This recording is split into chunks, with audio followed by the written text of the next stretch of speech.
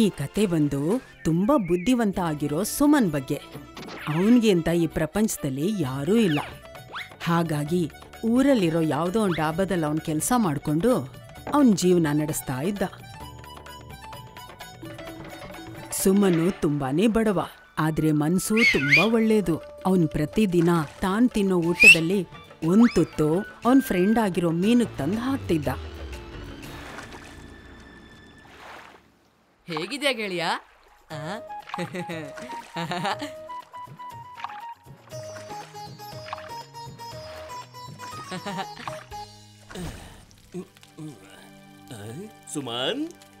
ಸುಮನ್ ಡಾಬಾದಲ್ಲಿ ಚುರುಕ ಕೆಲಸ ಮಾಡ್ತಾ ಇರೋದನ್ನ ಅಲ್ಲಿ ಬಂದ ಒಬ್ಬ ವ್ಯಕ್ತಿ ಕಣ್ಣು ಅವನ್ ಮೇಲ್ ಬಿತ್ತು. ಮತ್ತೆ ಅವನ್ ಸುಮನ್ಗೆ ತನ್ ಜೊತೆ ಬರೋದಿಕ್ಕೆ ಒಂದು ಆಫರ್ ಕೊಟ್ಟ.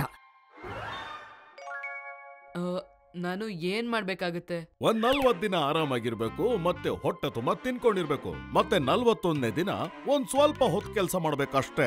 ಅದಕ್ ಬದಲಾಗಿ ನಿನಗೆ 10 ಸ್ವರ್ಣ ಮುದ್ರೆಗಳನ್ನ ಕೊಡ್ತೀನಿ.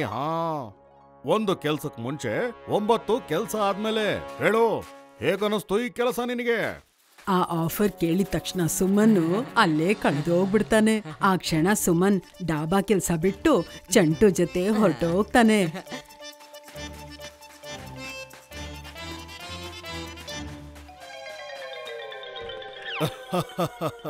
ಇವತ್ತಿನಿಂದ ನಿನ್ನ ಆರಾಮ ದಿನಗಳು ಶುರು ಆಯ್ತು ಅಂತಾನೆ ಅನ್ಕೋ. ಆರಾಮಾಗಿ ಊಟ ಮಾಡು, ಮಲಗು, ಮತ್ತೆದೇಳು, ತಿನ್ನು, ಓಡಾಡು, ಮಲಗು, ಮತ್ತೆ ತಿನ್ನು, ಓಡಾಡು, ಮಲಗು.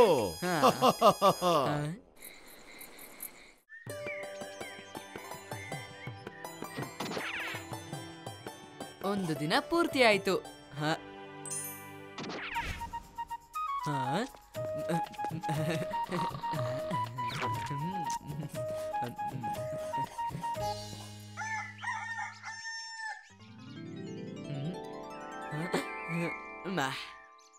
ಕೊನೆಗೂ ಸುಮನ್ನ 40 ದಿನದ ಕ್ವಾರಂಟೈನ್ ಮುಗೀತು.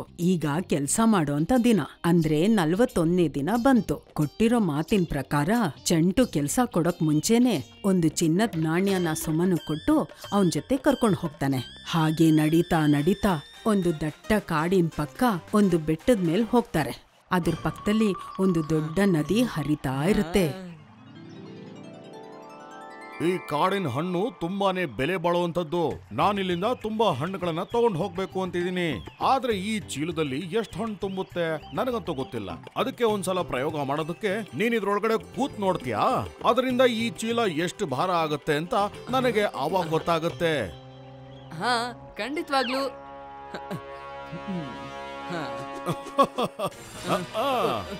ಇದೇನ್ ಮಾಡ್ತಿದ್ದೀರಾ? ಈ ಹಗ್ಗನ ಬಿಚ್ಚಿ 2ರಷ್ಟು ಕೆಲಸ ಮಾಡಿದ್ರೆ 4ರಷ್ಟು ಫಲ. ಒಂದ್ ಸ್ವಲ್ಪ ಹೊತ್ತಿನ ವಿಷಯ ಅಷ್ಟೇ. ನಾನು ಈಗಾಗ್ಲೇ ನಿನಗೆ ಇಷ್ಟು ದಿನ ತಿನ್ಸಿದೀನಿ, ಆರಾಮ್ ಮಾಡಿಸಿದೀನಿ. ನೀನ್ ಇಲ್ಲ ಅನ್ನೋಕ್ಕಾಗಲ್ಲ.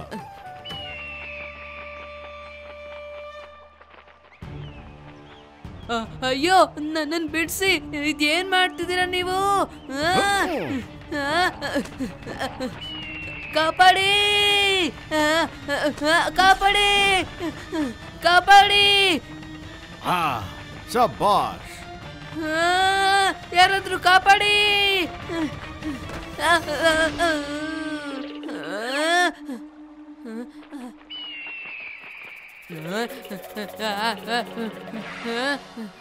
ಚಿಕ್ಕಪ್ಪ, ನನ್ನ ಇಲ್ಲಿಂದ ಕರ್ಕೊಂಡೋಗಿ. ಹೆದರ್ಬೇಡ. ನಿನ್ನ ಅಕ್ಕ ಪಕ್ಕ ಬಿದ್ದಿರೋ ಚಿನ್ನಾಭರಣಗಳಲ್ಲಿ ನಿನ್ನ ಕೈಲಿ ಎಷ್ಟಾಗುತ್ತೋ ಅಷ್ಟನ್ನ ಈ ಕಡೆ ಎಸಿತಾ ಇರು ಸಾಕು. ಅಲ್ಲಿರೋದನ್ನೆಲ್ಲ ಎಸಿತಿರು, ನಾನು ನಿನಗೆ ದಾರಿ ತೋರಿಸ್ತೀನಿ.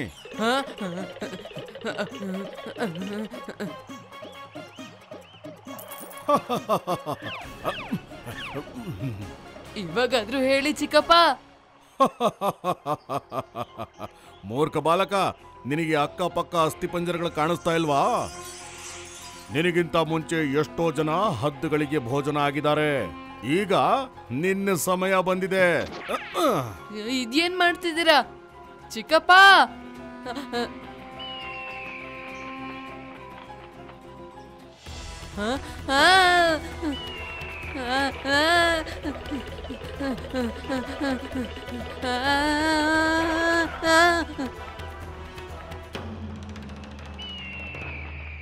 ನಾನು ನದಿಗೆ ಹಾರಿದ್ರೆ ಒಂದ್ ಪಕ್ಷ ಬದುಕೊಂಬೋದು, ಇಲ್ಲಾಂದ್ರೆ ಖಂಡಿತವಾಗ್ಲೂ ಇದು ನನ್ನನ್ನ ಒಂದ್ ಮೂಳೆನೂ ಬಿಡ್ದಂಗ್ ತಿನ್ಬಿಡುತ್ತೆ.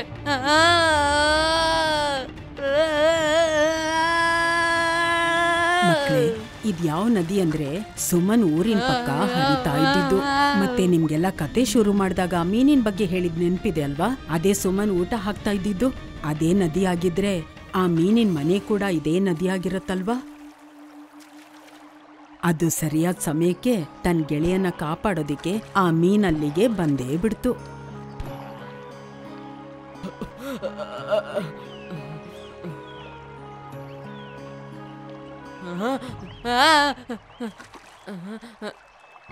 ಧನ್ಯವಾದ ಗೆಳೆಯ. ಇವತ್ ನಿನಗೆ ಕೊಡಕ್ಕೆ ನನ್ನ ಹತ್ರ ಏನೂ ಇಲ್ಲ. ಈ ಘಟನೆ ನಡೆದು ತುಂಬಾ ದಿನಗಳೇ ಆಗಿತ್ತು. ಒಂದಿನ ಥಕ್ ಚಂಟು ಮತ್ತೆ ಆ ಊರಿಗ್ ಬಂದ ತನ್ನ ಮುಂದಿನ ಶಿಕಾರಿನ ಹುಡ್ಕೋದಿಕ್ಕೆ. ಆಗ ಅವನ್ ದೃಷ್ಟಿ ಸುಮನ್ ಮೇಲ್ ಬೀಳತ್ತೆ. ಸುಮನ್ನ ನೋಡಿ ಅವನು ಗಾಬರಿ ಆಗ್ತಾನೆ. ಅಯ್ಯೋ, ನೀನೇನಾ? ನೀನು ಆ ಕಾಡ್ನಿಂದ ಹೇಗ್ ತಪ್ಪಿಸ್ಕೊಂಡ್ ಬಂದೆ? ಸುಮನ್ ತುಂಬಾನೇ ಚಾಲಾಕಿ. ಅವನ್ ಚಂಟುಗೆ ಬುದ್ಧಿ ಕಲ್ಸೋದಿಕ್ಕೆ ಒಂದು ಉಪಾಯ ಮಾಡ್ತಾನೆ. ತುಂಬಾನೇ ಸುಲಭವಾಗಿತ್ತು. ನೀವು ನನ್ನನ್ ಬಿಟ್ಟು ಹೋಗಿದ ತಕ್ಷಣ ಆ ಪಕ್ಷಿಯಿಂದ ತಪ್ಪಿಸ್ಕೊಳಕ್ಕೆ ಓಡ್ ಹೋದಾಗ ನನ್ಗೊಂದು ಗುಹೆ ಸಿಕ್ತು. ಆ ಗುಹೆ ಒಳಗಡೆ ನಮ್ ಊರಿಗೆ ಬರಕ್ಕೆ ದಾರಿ ಇದೆ. ಅಲ್ಲಿಂದಾನೆ ನಾನು ವಾಪಸ್ ಬಂದೆ ಚಿಕ್ಕಪ್ಪ. ಹಾಗಾದ್ರೆ ನಾನು ಆ ಗುಹೆಯಿಂದ ಹೋಗಿ ನನ್ನ ಚಿನ್ನಾಭರಣಗಳನ್ನ ಕದ್ಕೊಂಡ್ ಬರಬಹುದು. ನೋಡಪ್ಪ, ದಯವಿಟ್ಟು ನನ್ನ ಕ್ಷಮಿಸ್ಬಿಡಪ್ಪ. ನಾನ್ ನಿನ್ಗೆ ತುಂಬಾ ಹತ್ತಿರದವನು. ನೀನ್ ಇದುವರೆಗೂ ಯಾರಿಗೂ ಆ ಗುಹೆ ಇರೋ ಜಾಗನ ಹೇಳಿಲ್ಲ ತಾನೇ? ಇನ್ನ ಯಾರಿಗೂ ಹೇಳಿಲ್ಲ. ಶಬ್ಬಾಷ್! ಹಾಗಾದ್ರೆ ನೀನ್ ನನಗೆ ಆ ಗುಹೆ ಇರೋ ಜಾಗನ ತೋರಿಸ್ತೀಯಾ? ಅದರಿಂದ ನಾನ್ ನಿನಗೆ ಎಷ್ಟು ದುಡ್ಡು ಕೊಡ್ತೀನಿ ಅಂದ್ರೆ ನೀನ್ ಇರೋದಕ್ಕೆ, ಜೀವನ ಮಾಡೋಕೆ, ತಿನ್ನೋಕೆ, ಮಲ್ಗೋಕೆ ಎಲ್ಲದಕ್ಕೂ ಸಾಕಾಗತ್ತೆ. ನೋಡ್ತಿರೋ? ಹೌದಾ? ಹಾಗಾದ್ರೆ ಈ ಸಲ ನೀವು ನನ್ಗೆ ಮೋಸ ಮಾಡಲ್ಲ ತಾನೆ? ಅಯ್ಯೋ, ಇಲ್ಲ ಇಲ್ಲ ಇಲ್ಲ, ಖಂಡಿತವಾಗ್ಲೂ ಇಲ್ಲ. ಅದಾದ್ಮೇಲೆ ಅವರಿಬ್ರು ಅಲ್ಲಿಂದ ಹೊರಡ್ತಾರೆ. ಅಲ್ಲಿಂದ ಅವರು ಅದೇ ಬೆಟ್ಟಕ್ಕೆ ಹೋಗ್ತಾರೆ. ಆದ್ರೆ ಈ ಸಲ ಸ್ವತಃ ಚಂಟುನೇ ಚೀಲ ತಗೊಂಡು ಬೆಟ್ಟಕ್ಕೆ ಹೋಗ್ತಾನೆ.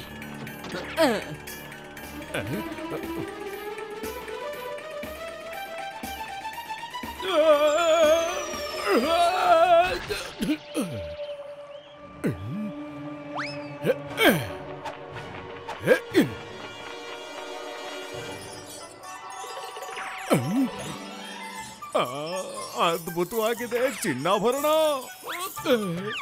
ಖಜಾನೆಗಳು.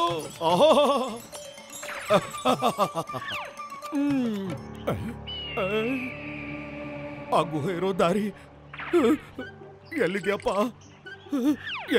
ಗುಹೆ ಇರೋ ದಾರಿ? ಇಲ್ಲಂತೂ ಯಾವ ಗುಹೆನೂ ಕಾಣಿಸ್ತಿಲ್ವಲ್ಲ. ಎಲ್ಲಿದೆ ಗುಹೆ? ಯಾವ ಗುಹೆ ಹೇಳಿ? ನನ್ಗೆ ಯಾವ ಗುಹೆನೂ ಗೊತ್ತಿಲ್ಲ. ಅಯ್ಯೋ, ಇದೇ ನನಗೆ ಮೋಸ ಮಾಡ್ತಿದ್ಯಾ ನೀನು? ನಿನ್ ನೆನಪೇನಾದ್ರೂ ಹೊಟ್ಟೋಯ್ತಾ ಹೇಗೆ? ಓಹೋ ಚಿಕ್ಕಪ್ಪ, ನೀವೇನು ಅಂತ ನನಗ್ ಚೆನ್ನಾಗ್ ಗೊತ್ತಾಯ್ತು. ನನಗ್ ಮೋಸ ಮಾಡ್ದಂಗೆ ನನ್ ಗೆಳೆಯರ್ಗೂ ಮೋಸ ಮಾಡಿ ಅವ್ರನ್ನ ಮೇಲೆಗಡೆ ಕಳ್ಸಿ ಪಕ್ಷಿಗೆ ಆಹಾರ ಮಾಡಿದ್ರಲ್ಲ, ಅದೇ ತರ ನಿಮ್ ಮೇಲೂ ಪ್ರಯೋಗ ಮಾಡ್ದೆ. ನೀವು ಸಿಕ್ಕಾಕೊಂಡ್ರಿ. ಅಲ್ಲಿ ಯಾವ ಗುಹೆನೂ ಇಲ್ಲ. ಏನು? ನೀನ್ ನನ್ನನ್ನೇ ಮೂರ್ಖನನ್ನಾಗಿ ಮಾಡಿದ್ಯಾ?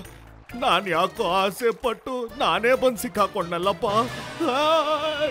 ಅಯ್ಯೋ ಅಯ್ಯೋ,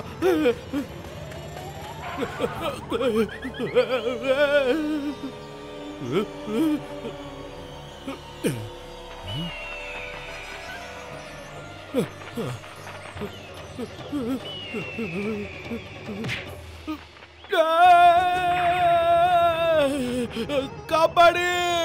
ಅಯ್ಯೋ! ಸುಮನ್ ಈ ನದಿಯಲ್ಲಿ ಮುಳುಗೋದ್ರಿಂದ ಕಾಪಾಡೋದಿಕ್ಕೆ ಅವನ್ ಗೆಳೆಯ ಮೀನಿತ್ತು. ಹಾಗಾಗಿ ಅವನ್ ತಪ್ಪಿಸ್ಕೊಂಡ. ಆದ್ರೆ ಥಕ್ ಚಂಟು ಇಲ್ಲಿವರೆಗೂ ಜನಗಳಿಗೆ ಮೋಸ ಮಾಡ್ತಾ ಬಂದ. ಹಾಗಾಗಿ ಅವನನ್ನ ಕಾಪಾಡೋದಿಕ್ಕೆ ಯಾರೂ ಇರ್ಲಿಲ್ಲ. If you like this video, subscribe to our channel Murthy Media.